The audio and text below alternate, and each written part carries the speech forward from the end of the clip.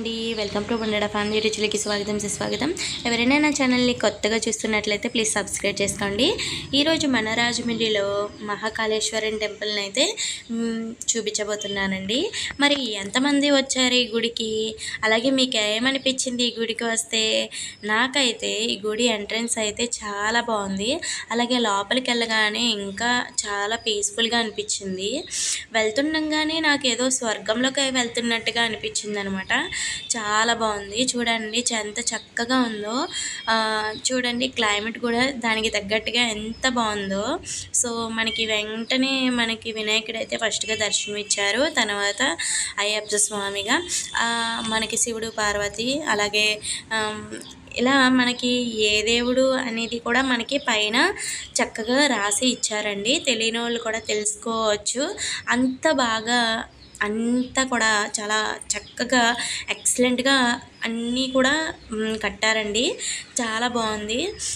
ప్రతి దేవుడిని ఇలా చక్కగా పెట్టి మన గుడి చుట్టూరు కూడా ఇలా అన్ని దేవతలు అన్ని రకాలైన ఫోటోల్ని పెట్టి చక్కగా వాటి పేర్లు రాసి పెట్టారండి. అలాగే ఇక్కడ ఒక స్కానర్ కూడా ఉంది. దాన్ని స్కానర్ మీద క్లిక్ చేస్తే మనకి అక్కడ చరిత్ర కూడా వస్తుందంటండి. సో నేనైతే నేను చేయలేదండి.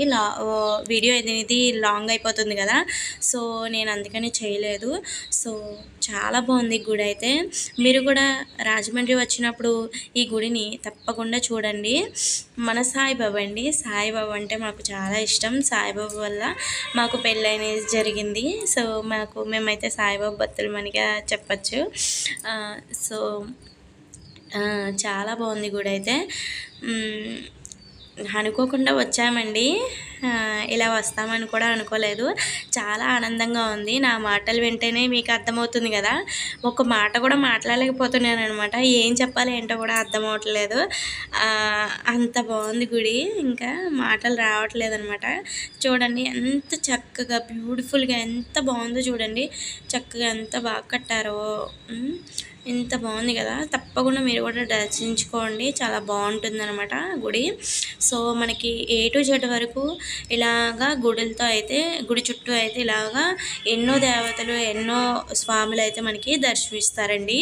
అలాగే ఈ గుడి మనం చూడాలి అనుకుంటే మ్యాక్సిమం గంట పైనే పడుతుందండి. గంట తక్కువ అయితే పట్టదు, కానీ గంట పైనే పడుతుందండి. మేము ఇంకా 4కి వెళ్ళని మూల ఇంకా మాకు కొద్దిగా దర్శనం అనేది గమనం అయింది. అసలు ఖాళీ అంటే ఉండదండి. ఇంకా మీరు కార్తీక మాసంలో వస్తే ఇంకా అడిగెట్టడానికి కూడా ఖాళీ ఉండదండి. అలాగే తెల్లవారుజామున మనకి శివుడికి ఇక్కడ అభిషేకాలు కూడా జరుగుతాయండి. అభిషేకాలకి టైం వచ్చేసి మనకి 4 నుంచి మనకి 5:30 వరకు అనేది అభిషేకాలు అనేది జరుగుతాయి. ఈ అభిషేకాలు కూడా మనం బూడిది ఏంటంటే శవాల బూడితో మనకి శివాయికి అయితే చేస్తూ ఉంటారనమాట. ఆయనకి ఆ బూడిదంటే మహాప్రీత్ అనమాట. సో దాని తర్వాత వచ్చేసి ఇక్కడ వాటర్కి అనేది, అలాగే వాష్రూమ్స్కి అనేవి అన్నిటికి ఫెసిలిటీస్ అనేది అన్నీ అవైలబుల్గా పెట్టారండి. మన శివాయిని మీరందరూ దర్శించుకోండి. అందరూ బాగుండాలి, అందులో నేను ఉండాలి. ఇంకా సో మేమైతే ఇంకా రిటర్న్ అయితే అయిపోయామండి. మేమైతే ఇంకా వెళ్ళిపోతున్నాము. మేమైతే చిన్నప్పుడు ఈ బ్రిడ్జి మీద ఆగి కొంతసేపు అలా నిలబడి చూసేవాళ్ళమండి. ఇంకా పెద్దవాళ్ళం అయిపోయిన తర్వాత ఇంకేం దిగుతాంలే అని చెప్పేసి ఇంకా బస్ మీద వెళ్తున్నాను అనమాట. చక్కగా అలా అనిపించి తీసానమాట. చాలా బాగుంది కదా అని చెప్పేసి. ఎప్పుడు బాగానే ఉంటుంది కానీ ఏమో తీయాలనిపించిందని తీసానండి. నచ్చితే లైక్ చేయండి.